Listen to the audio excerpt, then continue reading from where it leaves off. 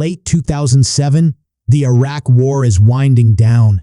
President Bush has declared victory and rebuilding operations are in effect. Sergeant Matthews and his spotter Sergeant Isaac are sent to a pipeline construction in the middle of the Iraqi desert. All the Americans working at the site have been killed. So now it is their mission to find the culprit before they send new builders. The soldiers hide behind a bunch of bushes and stones to watch the location under the melting sun, and 20 hours pass without anything happening. Matthew begins growing impatient and starts to think there are no Iraqi soldiers left and consider the scattered bodies. The site must have been attacked by a team that left after completing their mission. Isaac points out there are no signs indicating a big group moving around here, and points out that because all the workers were killed by headshots, this could have been done by the legendary professional Iraqi sniper known as Juba. However, Matthews thinks it is impossible for anyone to kill this number of people in less than 30 seconds. Eventually, Matthews finally gets tired of waiting and goes down to take a closer look at the location after asking Isaac to cover for him. Isaac explains his scope is becoming unclear and Matthews teases him for not changing it sooner. But this one is important for Isaac because it used to belong to a fallen comrade. Then Matthews goes from body to body, looking for clues and begins believing Isaac's theory when he confirms everyone died from precise headshots. He goes to the middle of the site to figure out the possible direction of the shots, while Isaac begs him to retreat. But suddenly a shot is heard and Matthews falls to the ground, suffering great pain in his abdomen. Desperate to help his friend, Isaac runs down in a zigzag path to avoid any incoming bullets. But when he is about to reach Matthews, he gets shot in the leg. Isaac has no choice but to leave Matthews behind and run to hide behind a broken wall. Suffering but still alive, Matthews contacts Isaac and tells them to call the base and ask for backup. First though, Isaac notices his leg wound is quite awful, so he proceeds to tie a belt around it to stop the bleeding. Then he grabs his radio bag and tries to contact the base, only to discover he has no signal because the sniper had shot the antenna. Suddenly Matthews contacts him again and asks him to spot the sniper so that he can aim at him, ignoring Isaac when he warns him that the sniper will notice any movement and shoot him again. Isaac starts working on making a hole in the wall with his knife to insert the scope, only to get his hand hurt by some falling rocks. Matthews then proceeds to attempt to reach for his rifle, only to pass out because of blood loss, not wanting to end like his friend. Isaac uses a blade to remove the bullet from his leg, which is an extremely painful process. Then he bandages the wound before passing out as well. Sometime later, Isaac wakes up when he hears a strange noise coming from his earpiece. It turns out to be an officer from the base, and Isaac immediately begins reporting the situation and begging for medical supply. However, he begins to get suspicious when the officer asks him lots of weird questions, and most importantly, he requests him to either tell them his exact position or stand up and fire in the air, claiming it is for the helicopters to drop the supplies accurately. Isaac points out this is against protocol and will put him in danger, and when he begins paying more attention to the man's words, he realizes his accent is not American. This is Juba, the sniper who is hacked into the radio frequencies to try to set a trap. Isaac does not fall for it and calls him out, but instead of hanging up, Juba begins asking him, claiming he wants to know Isaac better. Isaac tries the radio again, but it is still not working. Juba insists on making his silly questions, and when Isaac refuses to chat back, Juba threatens with shooting Matthews again, which is risky because there is a chance he is still alive. Isaac agrees to chat for a while and asks Juba to go first while he begins drawing a map of the site on the dirt to calculate the bullet trajectory and find the possible location of the sniper. Juba tells him he is just a regular Iraqi citizen that wants to save his country and asks Isaac to tell him about his family. But Isaac points out is too personal. Then Isaac makes fun of Juba's reasoning, saying that he is killing the people that are actually trying to develop the country by bringing schools, pipelines, and infrastructures that will boost the local economy. This makes Juba laugh, and he explains that the money made here will be sent back to the USA later. As time passes, Juba keeps asking questions, but Isaac continues to refuse to say anything personal about himself, making Juba threaten to shoot Matthews again. However, Isaac does not believe him anymore. To prove he is dangerous, Juba tells Isaac the name of the owner of the scope and that he is dead, quoting Matthews' earlier teasing. This means Juba has been listening to their conversations since they arrived.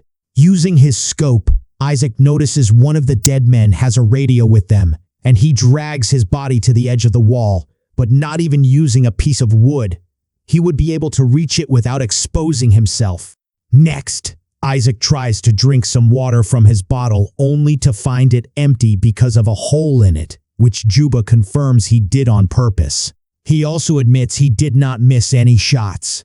He specifically shot the bottle, the antenna, and Isaac's leg in order to put Isaac in a situation and make him die slowly, which he will enjoy hearing through the communicator.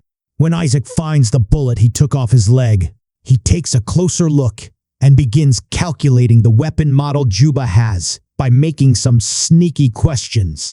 He also calls Juba a terrorist, which makes Juba laugh again, as he points out that the Americans are the ones illegally entering a foreign country with weapons ready to kill people. While Juba talks, Isaac does some more calculations and looks through his scope to finally reach the conclusion that Juba is hiding under a huge pile of trash. He has been under these harsh conditions for a long while, not to mention the overwhelming heat, meaning this guy truly is a professional. However, Juba denies being the famous sniper and once again claims to be a regular Iraqi man. Judging by his accent, Isaac guesses Juba must be a former U.S. Army officer that betrayed them, but Juba dismisses this as well and explains he only kills people that attack him first. In return, Isaac shares the story of how he met his best friend when he was a child and how they enlisted together later as adults. Soon, dehydration and exhaustion begin having a hard effect on Isaac, who falls to the ground as he hears Juba tell him he will stay his tongue to his chest. Next, Isaac tries to trick Juba by putting a jacket and helmet on his rifle and waving it above the wall, but Juba does not fall for it. What does fall is the helmet, landing on the other side of the wall, so now Isaac cannot protect his head either. Such a silly mistake is the sniping point and makes him cry.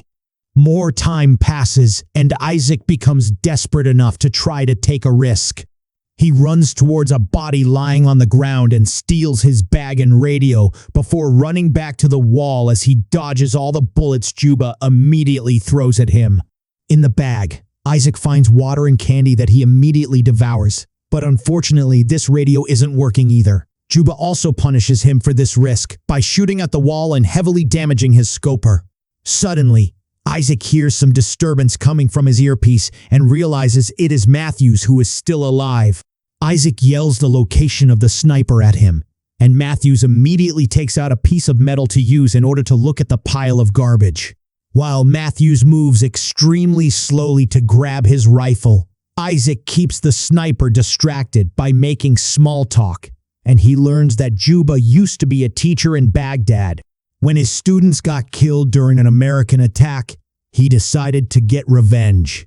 The wall Isaac is hiding behind is the ruins of said school.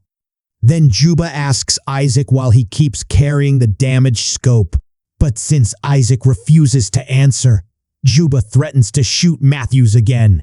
Desperate to save him, Isaac confesses that he keeps the scope in memory of his old friend, who died because of a mistake Isaac made, and he still feels guilty. In the meantime, Matthews places his rifle and blindly aims at the pile of trash, shooting at all the bullets he has as Isaac shoots as well to pretend the noise from him. When Matthews is about to reload his gun, Juba suddenly shoots him back, hitting him right on the shoulder. Isaac asks Matthews to crawl toward him to find safety behind the wall. But unfortunately, when Isaac goes close to the edge to help, Juba shoots Matthews in the head. Isaac has to watch him die and finally snaps right into a breakdown, saying he wants to go home. Juba informs Isaac that if he really wants to leave, then he will not shoot him. But Isaac is skeptical. Later, Juba asks Isaac why he is still there despite the war being already over. Isaac pauses for a moment before replying. He is there because it was actually he who killed his old friend. It turns out he accidentally shot his previous sniper partner while trying to kill an enemy, and Isaac has been lying to everyone, saying his friend had been killed by the bad guys. Suddenly, Isaac hears some noise coming out of the radio and rushes to check the signal, being happy to hear conversations going on. However, his happiness is short-lived because while he can hear voices, he cannot send any messages because of the damage the radio took. To Isaac's shock, Juba joins the conversation he is hearing, and the man uses Isaac's name to ask for help. Isaac finally realizes that all this time Juba has been hacking into American communications, pretending to be a soldier needing help to lure backup teams to the area and kill them all easily. Thanks to the surprise factor, Isaac tries to interrupt the conversation to no avail. Sometime later, Isaac wakes up to the painful feeling of a crow pecking on his leg wound. Seeing as even the birds think he is already dead, Isaac decides to take a risk and retrieves Matthew's rifle using some rope and a stick. Then he aims it at the pile of trash. At that moment, helicopters arrive at the area and reveal Isaac's without knowing this is a trap. Wanting to save the incoming soldiers, Isaac pushes the wall to make it crumble, creating a curtain of dust that makes it hard for Juba to get Isaac's location. Isaac begins shooting at the pile of trash without knowing if he has hit his target or not. In order to find out, Isaac finally stands up from his position, and he is shocked to notice Juba is not using this chance to shoot back. This makes Isaac believe he has effectively killed Juba. Soon, the helicopters arrive and quickly carry Isaac away on a stretcher, immediately giving him medical attention. Isaac tries to tell them about Juba, but he cannot be heard because of the noise from the helicopters taking off. Suddenly, Juba starts shooting at them, killing the medical soldiers one by one before hitting the pilot as well. The helicopter quickly goes down and crashes on the ground, instantly killing Isaac and allowing Juba to keep his word. Technically, Isaac had not been shot. Then Juba hacks into the USA lines again and pretends to be an American soldier to lure his next team of victims. Make sure to subscribe and turn on notifications so you can watch more videos like this. Thanks for watching.